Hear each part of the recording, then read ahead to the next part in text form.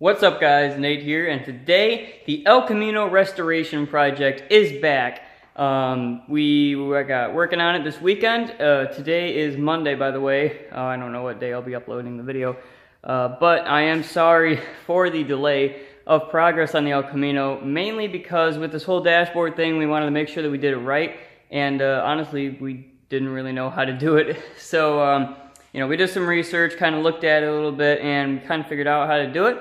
So I'm going to turn the camera around here and show you the progress. So, how do you guys like the chopped top look? No? Well, we got the old dash cut out, and you can see here. I just want to show you guys how bad this really is because it's not supported by anything else. I can literally pull that whole dashboard away. Good maybe 2 inches there. And then of course, not to mention all of the rust holes on the bottom. But that is out nonetheless, and of course we also got rid of these rusty A-pillars. So glad we got rid of those. So here is the new dashboard. You guys have seen this before, not in the car or anything. But we did do some final trimming to it. Now our original plan was to basically cut somewhere down in here and then bring it up somewhere there. But as we looked into that, we figured, it'd just be easier to go basically right on the edge of this line on the firewall, which of course this has some extra on here because everything that you'll see on here is about 1 inch or 2 long because we definitely did not want to cut anything short. So what our plan is up here is to basically fold this under behind the original firewall, and then weld right over that so you won't even see it. Now, the only thing that we are kind of concerned about is we did have to get rid of the door hinge on the old one, so that is a new one there, obviously. You can tell by the color difference. So, for instance, to show you how much we did save, this notch right here that you can see, this is at the very bottom of that notch. So we saved a good maybe inch and a half there. And then also with the A-pillars, our plan is to cut this A-pillar right about here. So we cut about, maybe down there, about 4 or 5 inches off of it so that we can slide this right in here. And then of course weld it on either side. Another thing we need to do, I cannot talk today, I'm sorry. We need to get all of this foam out of the A-pillar here.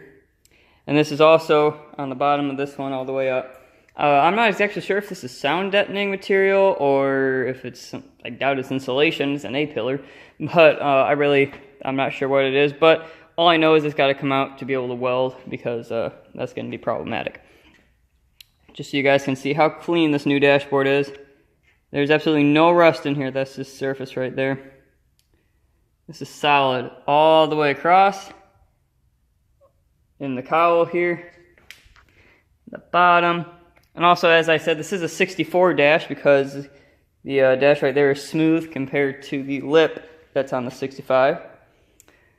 So our plans also, we got all the bracing in here, and as you can see, I'm moving the truck before I'm moving anything up here. And also these A-pillars aren't going anywhere. So that was another one of our main priorities, is make sure that once we cut this, absolutely nothing was able to move. Because if this A-pillar moves less than ½ an inch, your windshield's not going to fit. Your doors aren't going to fit. Your fenders aren't going to fit. Nothing is going to fit right if anything here moves. So we went ahead and we started by putting a cross brace in here from the back of the door frame to the kick panel. Now, we did start by this is an old piece up here, and on the other side, we started by welding it about up here.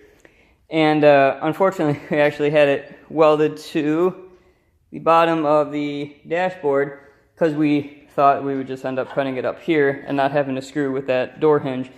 But unfortunately, we decided that would just be easier. So we welded this one in, cut that one out. And we also went straight up from the floor pan to the roof, and then added a section in between the window, or in between the A-pillars, so that they don't accidentally pop out or in. And then of course we welded a brace from there to the A-pillars. So absolutely nothing has moved in here. As soon as we cut the A-pillars, they were still perfectly lined up. Nothing had bowed out. Nothing had popped. So that was perfect.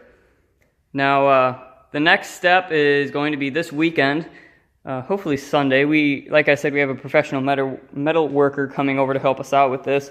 He is a good friend of ours, so we really appreciate him helping out. So this coming weekend, we will have him come over and we'll do the final trimming on here. There you can see how much we have left over. We cut it about halfway, and we still have way more there. So, yeah, we're definitely moving along on here.